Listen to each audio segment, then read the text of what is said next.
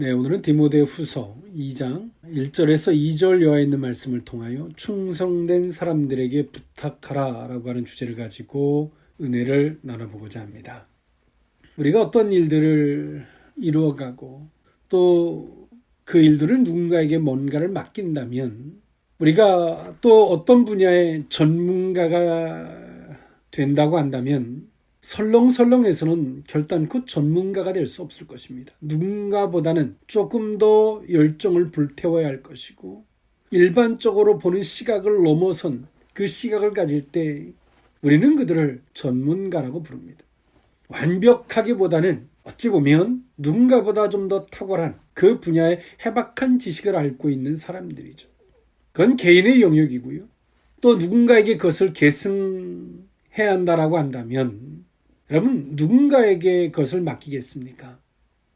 누군가에게 그 분야를 맡긴다라고 한다면 좀 더 탁월한 자, 누군가보다 더 실력이 뛰어난 자, 만약에 저에게 누군가에게 어떤 일을 맡겨야 된다라고 한다면 실력이 뛰어난 사람보다는 아마도 충성된 사람에게 그 일을 부탁할 것입니다. 예수님도 이 땅에 오셔서 당신의 구속사의 길을 걸어가셨지만 그 사역을 누군가에게 부탁을 해야 할 때 학문적으로 뛰어난 자, 누구보다 더 탁월한 자가 아닌 예수님께 충성된 자, 그들을 선별하셔서 세우셨습니다. 그리고 그들에게 일을 맡기셨습니다. 여기서 충성되다라고 하는 것은 국어사전에서 보면 마음에서 우러나는 정성을 이야기합니다. 즉, 이 나라와 임금 등에게 몸과 마음을 다하는 헌신적인 그 태도를 이야기하죠. 그 진심인 사람, 그들에게 일을 맡기는 것이죠. 부탁하는 것입니다. 왜 그럴까요? 진심으로 하는 사람, 전심으로 하는 사람에게 부탁하면 지금의 현실에서는 다른 사람보다 실력이 부족하고 할다 할지라도 그 충성된 전심인 사람에게는 어느 시간이 지나고 나면 그들보다는 일치월장할 것입니다.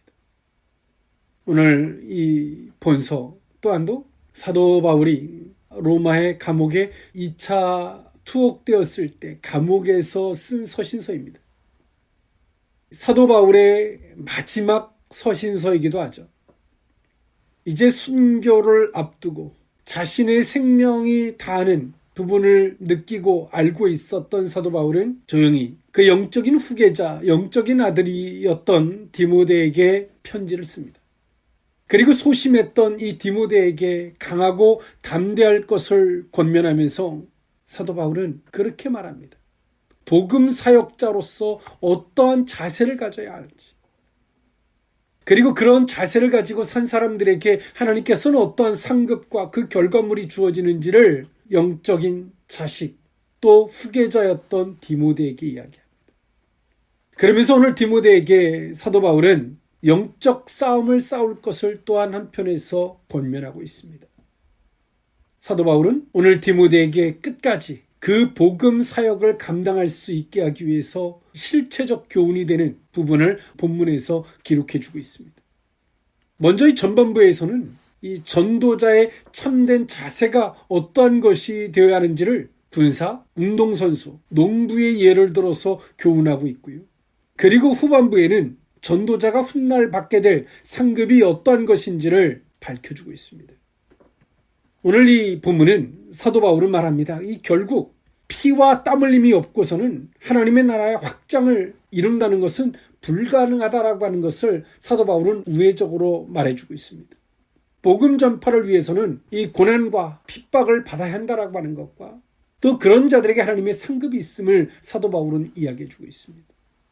오늘 사도 바울은 디모데에게 이런 서신서를 쓰지만 한편에서는 자신이 지금 겪고 있는 상황과 순교의 일을 어떤 시각으로 받아들이고 있는지를 엿볼 수 있는 것이죠. 사도 바울은 로마 1차의 감옥에 투옥되었다가 이제 다시금 2차 감옥에 투옥되었고 이제 순교를 앞두고 있습니다. 그리고 이 모든 상황을 사도 바울은 어떤 시각으로 받아들이고 있습니까? 디모데의 서신서를 통해서 보는 것과 같이 이것은 복음에 대한 핍박이고 박해이며 그리고 그것을 마땅히 받아들이고 인정해야 됨을 이야기해주고 있습니다. 그리고 그런 자들에게 하나님이 놀라운 상급을 예비하고 있음을 사도 바울은 디모데에게 이야기해주고 있지만, 그러한 식견과 그런 안목에서 그런 신학적 태도로 오늘 자신에게 주어진 삶을 받아들이고 있는 것입니다. 오늘 사도 바울이 유언서처럼 마지막 서신서이기도 합니다만, 오늘 사도 바울이 나는 안 하면서 디모데에게 가식적으로 이런 교훈의 메시지를 주고 있는 게 아니라는 겁니다. 오늘 사도 바울이 이 서신서에 힘이 실리는 이유가 무엇입니까? 이 성경적, 이 신학적 안목이 곧 자신에게 그대로 적용시키고, 더 나아가서 이 서신을 통해서 같은 동일된 시각으로 디모데에게 이런 서신서를 쓰고 있다는 겁니다. 때로는 우리는 성도로서 너무나 가식적인 모습이 될 때가 있습니다. 우린 누군가에게 이야기할 때는 하나님을 거창하게 이야기하면서 정작 나에게 대해서는 그 말씀을 그대로 동일시화해서 적용하지는 않습니다. 상대편에게 십자가를 지라고 그것이 하나님의 뜻에 순종하라고 가감없이 이야기하면서 자신에게 향해서는 그 말씀을 그대로 적용하지 않습니다. 그러니 그 말에 힘이 실리지도 않고 하나님이 그 말을 기뻐하지도 않으며, 아무리 그 말이 맞는 말처럼 보이지만 그 상대편에게 결단코 생명력이 되지 못하는 겁니다. 이 복음에 대한 계승, 오늘 사도 바울은 복음을 위해서 자신의 삶을 드렸고, 이제 그 영적인 자식, 복음에 대한 승계자였던 후계자였던 오늘 이 디모데에게 나와 같은 이런 길을 걸어야 한다라고 힘주어 이야기해주고 있습니다. 그러면서 오늘 디모데에게도 너는 내게 들은 이 복음을 누군가에게 이야기를 해야 할 텐데, 아무나 그 이야기를 한다고 해서 그들이 들을 것은 아니라는 것. 누구에게? 충성된 사람들에게 부탁하라는 겁니다. 똑같이 누군가에게 물 한 대접을 줘도 어떤 사람은 그 물을 마중물로 삼아서 펌프질을 해서 물을 끌어올리는 사람이 있는가 하면, 어떤 사람은 자기의 갈증만을 채우겠다고 자기의 목을 축이는 사람도 있고, 또 어떤 사람은 대수롭지 않게 그 물을 쏟아버리는 사람도 있습니다. 우리에게 동일한 시간이 주어져도 어떤 사람은 그 시간을 활용해서 놀라운 가치를 이뤄내지만, 어떤 사람은 그 시간을 무의미하게 보내는 사람이 있습니다. 어떤 사람이 간증을 합니까?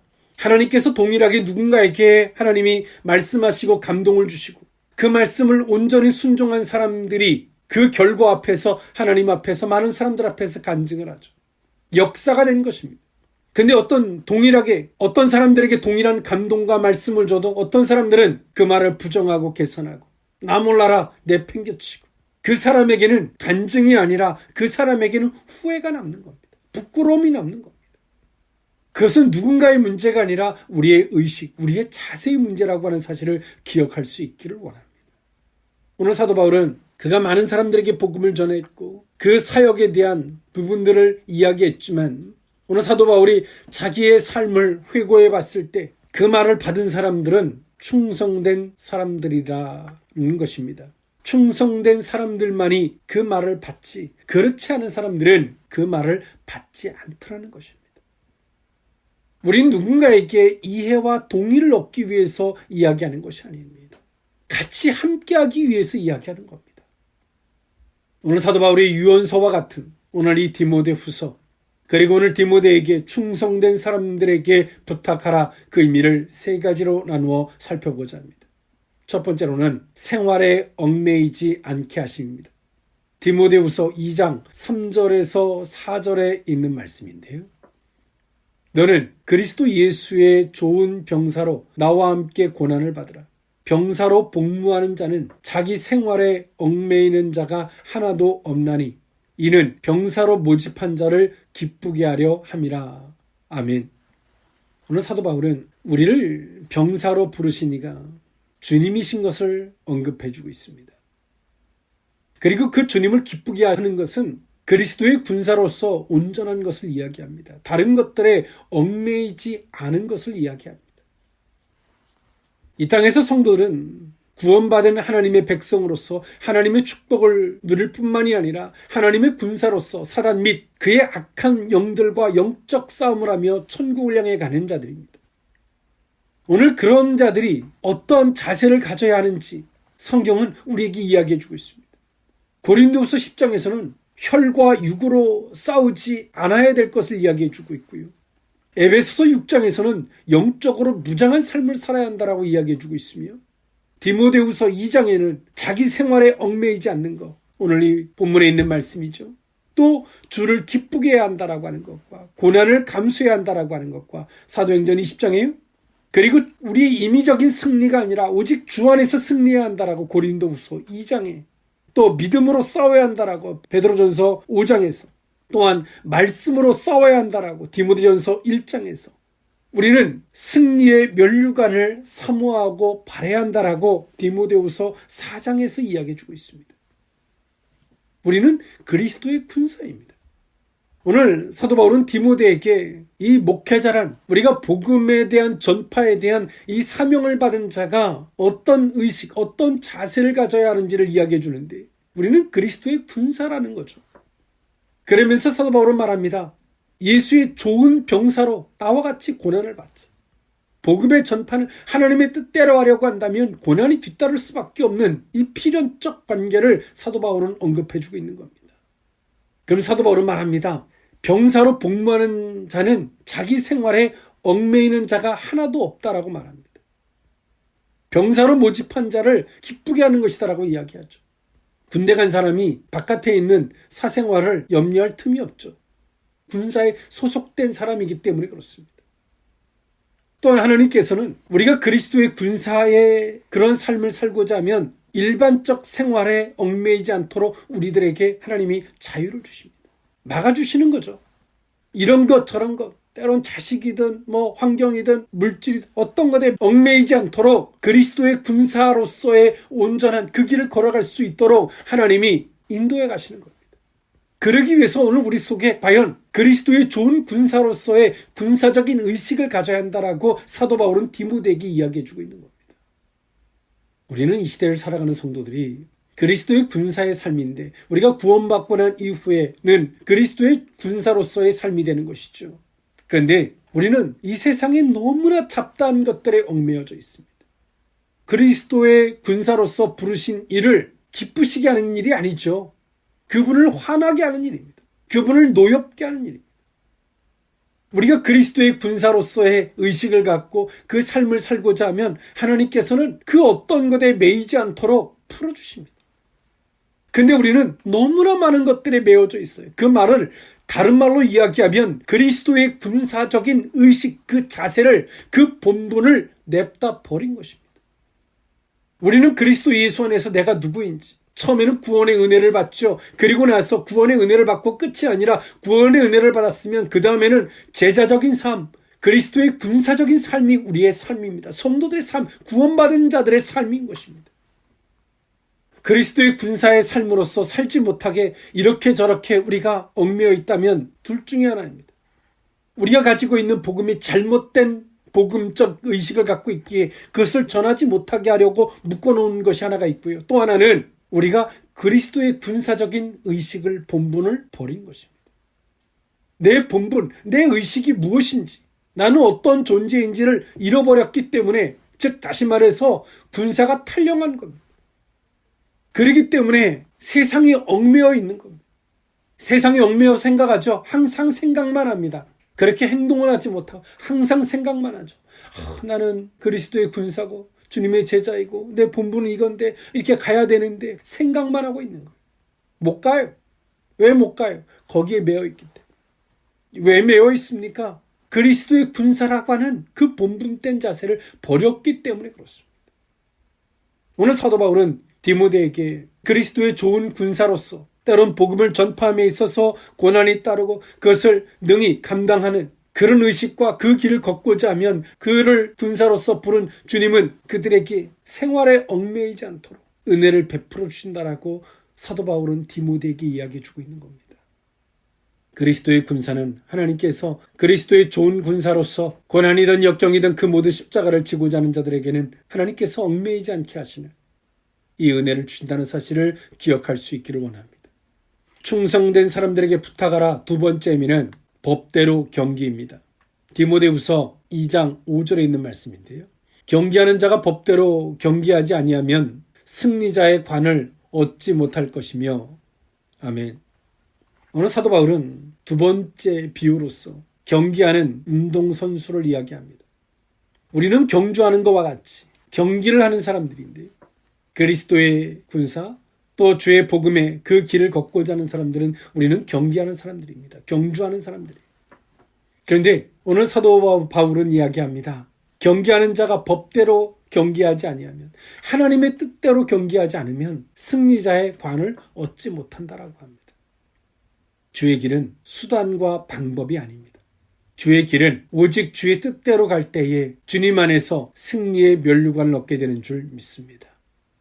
우리는 결승선을 향해서 달리지만 그 방법은, 그 뜻은 오직 주님께서 우리에게 설정해 놓은 그 룰 안에서입니다. 세상은 쉬운 방법을 우리에게 제시합니다. 때로는 예수님께서 이 땅에 죄인 된 자를 위해서 구원하러 이 땅에 오셨을 때에 마귀는 그런 복잡한 방법으로 하지 말고 내게 절 한번 하라라고 이야기합니다. 그러면 다 주겠다라고 이야기합니다. 예수님 말씀하십니다. 다만 하나님을 경외하고 내게서 떠나가라라고 명령합니다. 우리는 하나님의 뜻대로 가는 승리의 길을 걷는 성도들인 것입니다. 성도들이 왜 무너지게 되는지 아십니까? 하나님께서 우리들에게 때론 결승선을 제시하십니다. 결승선을 목적 삼아서 가다 보니 보다 더 쉬운 길, 빨리 갈 수 있는 수단과 방법이라는 수레에 타는 것입니다. 그 수레에 타는 순간에 우리 눈은 영적으로 어두워져서 하나님의 뜻이 무엇인지, 하나님의 방법이 무엇인지를 잃어버리게 됩니다. 그리고 목적에 눈이 멀어서 조급함만 생깁니다. 빨리 되는 것에만 목적을 삼아서 그 다음에는 하나님이 어떤 뜻이 있는지, 하나님이 어떤 법이 있고 왜 이렇게 하시는지 아무것도 보이지 않아요. 목적에 눈이 멀은 것입니다. 예수님께서 때론 소경이 치료해달라고 간청할 때 실로암 못에 가서 씻으라고 합니다. 눈에다가 흙을 바르고 말이죠. 목적을 기준으로 보면 그 방법과 절차와 과정은 복잡한 것입니다. 때론 주의 일이, 주님의 길이 복잡하게 생각이 드십니까? 그런 사람들이 있다면 목적에 눈이 멀은 것입니다. 목적에 의해서 영적으로 눈이 멀은 것입니다. 조급한 마음이 드십니까? 그 목적으로 인해서 영적으로 병들은 것입니다. 오늘 사도 바울은 이런 서신서를 씀에 있어서 사도 바울이 자신에게 주어지는 순교를 어떤 시각으로 받아들이고 있는지를 엿볼 수 있습니다. 지금 자신이 로마 감옥에 2차로 투옥되어져 있습니다. 그것을 어떻게 받아들이고 있는 걸까요? 하나님의 법, 하나님의 뜻 안에서 받아들이고 있는 것입니다. 세례 요한이 자신이 감옥에 있을 때에 예수님께 도와달라고 간청하지만 그 도움을 거절할 때 세례 요한은 오실 리가 당신입니까? 라고 의심과 부정적 시각으로 질문을 합니다. 하나님의 뜻 안에서 바라보지 않는, 우리 인간의 입장에서 바라보는 논리들이 세례 요한도 불같이 뜨거웠던 자가 급격히 어떻게 식어질 수 있는지를 보여주는 것입니다.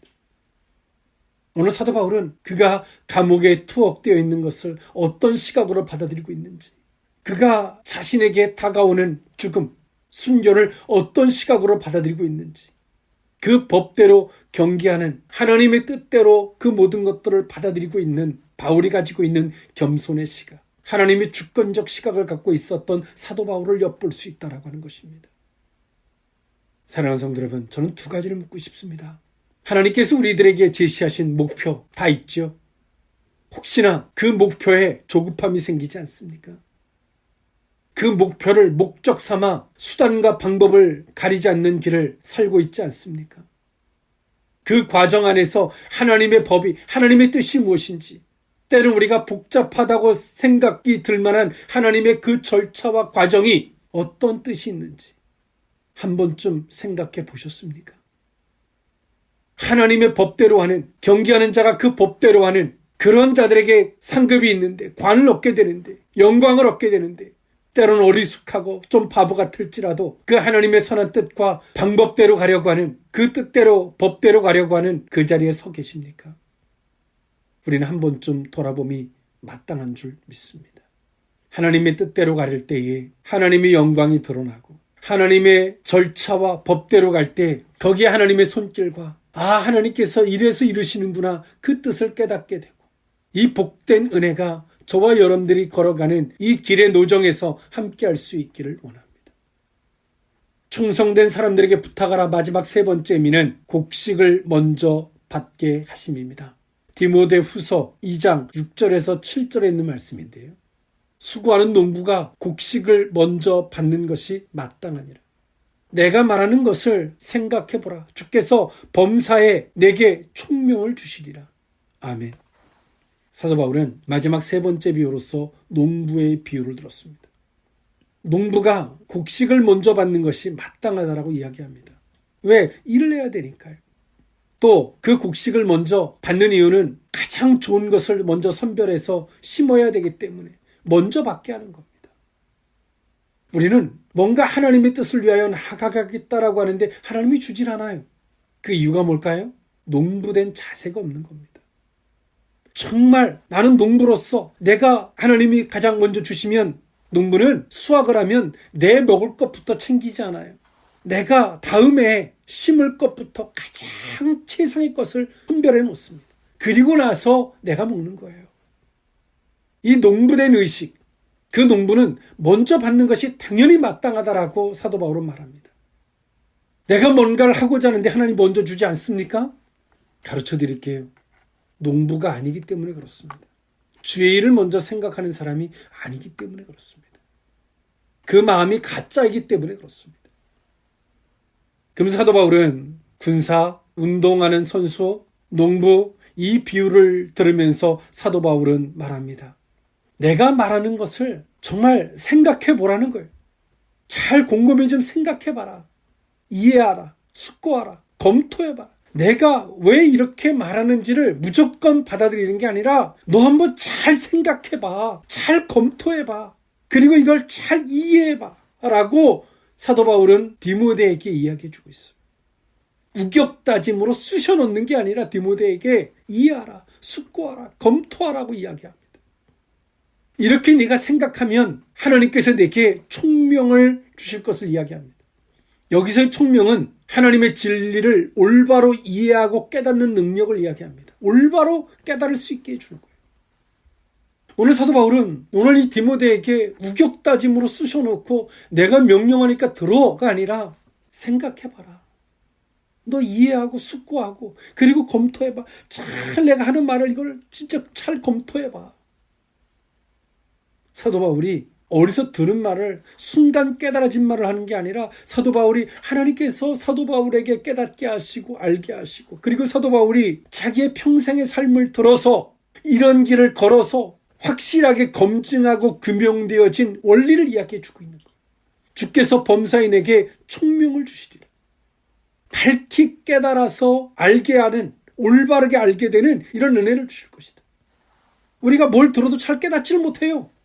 왜 그렇습니까? 똑같은 걸 들었는데도 우리가 깨달음이 없어요. 이건 지식으로 정리하는 게 아니에요. 내가 듣고 이해하는 차원을 이야기하는 게 아닙니다. 왜 그렇습니까? 그리스도의 좋은 군사에 그 자리에 있지 않는 거죠. 하나님의 뜻대로 경기하지 않는 거예요. 그 법대로 가지 않는 거예요. 이 농부된 의식이 없는 것입니다. 진짜 농부가 아닌 거죠. 일할 마음이 없는 거예요. 그러니까 하나님께서 먼저 주지 않는 거예요. 네가 나가서 땅이라도 파고 뭐 해봐. 그러면 내가 줄게. 이렇게 말씀하시는 거예요. 못 믿겠다는 거죠. 오늘 사도 바울이 이 모든 걸 다 겪어봤어요. 군사로서, 경기하는 운동선수로서, 그리고 농부로서의 이 비유지만 이 길을 다 걸어봤던 이 신앙의 원리, 하나님께서 그들을 대하는 그 원리를 다 겪고 난 사도 바울이 디모데에게 이야기해 주면서 나이를 따지면 자식 같은 사람입니다. 오늘 사도 바울이 그에게 우격다짐이 아니라 생각해봐. 얼마나 인격적입니까? 숙고해봐.